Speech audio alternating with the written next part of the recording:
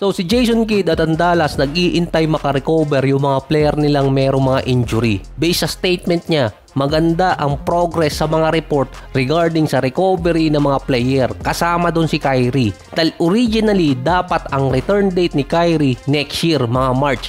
Pero mukhang mapapaaga talaga ang pagbabalik ni Kyrie. Based kay Mark J. Spears, ahead ng schedule si Kyrie at kung nagkataong playoffs ngayon na naglalaro yung Dallas, maglalaro din siya. Nagkakaroon na kasi ng urgency ang return date ni Kyrie, ang pinakamaagang sinabi sa report, Christmas game, December 25. Parang nasa 9 or 10 months pa lang ang recovery timeline nun.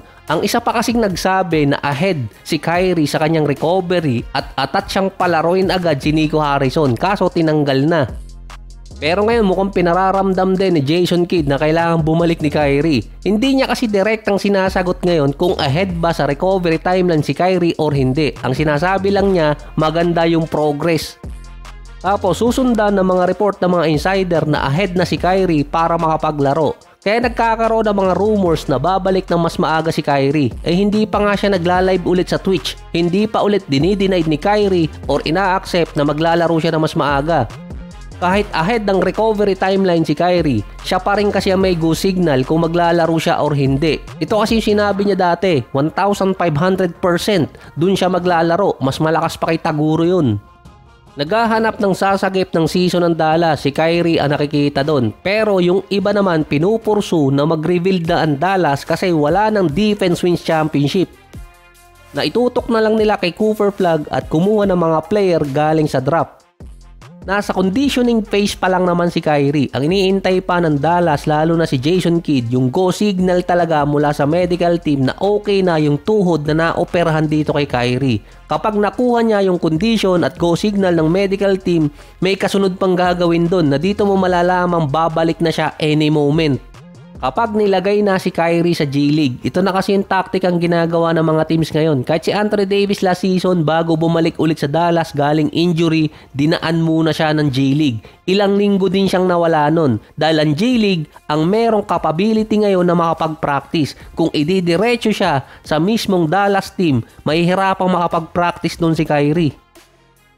Ang isa pa kasing ahead sa schedule na player si Tatum ng Boston. Pero parang baliktad yung sitwasyon niya. Dahil nung sinabi ni Brown na iaabot niya ng playoffs yung Boston, nagmamadali si Tatum na makabalik ngayong season. Na ngayon naman nag-i-struggle ang Boston, masyado ng malaking risk para maglaro siya.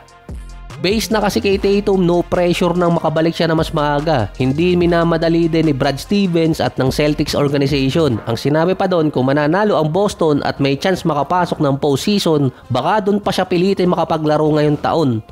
Kahit nasa recovery pa si Tatum, kasama siya sa mga road games, practice, film session at mga activity ng team kahit nasa recovery pa siya. Si Lauri Markkanen naman ngayong season, nasa 30 points, 6 rebounds, 2 assists, 47% sa field, 38% sa 3-point area. Puwera usog, all-star number ulit. Lahat ata ng mga player na galing ng Dark Continent lumakas ngayong taon. Biglang sinatdown ng Jazz ang trade rumors kay Markkanen. Nung mga nakaraang linggo or buwan nga, parang tine-trade na nila si Markkanen. Sinatdown ng Jazz ang trade tungkol sa kanya, pero based sa mga insider, kung iti-trade man ng Jazz si Markkanen, biglaan. Kung sino ang mas malaki ang offer dahil ang Jazz nagpapalaki na naman ang value ng player nila para makakuha ng mga draft picks. Mukhang hindi rin naaabot ng playoffs ulit ang Jazz ngayong taon. Iniintay na lang din ni Markkanen na matrade siya dahil hindi naman siya nag-request kundi alam niyang pwede siya talagang matrade.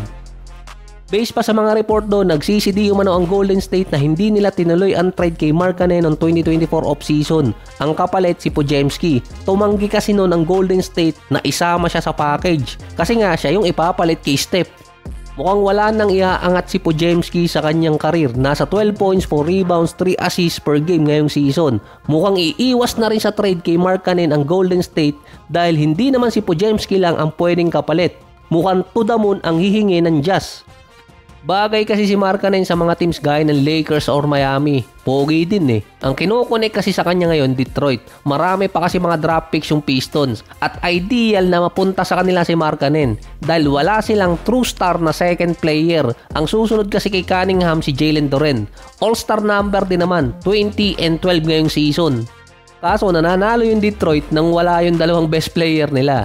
Isa pa, best player pa rin naman si Markkanen, yun nga lang sa isang worst team. Kapag dinala siya sa isang team na merong legit first and second best player, baka magaya siya kay Scam Johnson. Pero hindi naman na-scam doon ng Denver. Ngayon, wala pa kasing legit team ang gustong makuha si Markkanen sa trade. Pinapataas pa kasi ng Jazz yung value.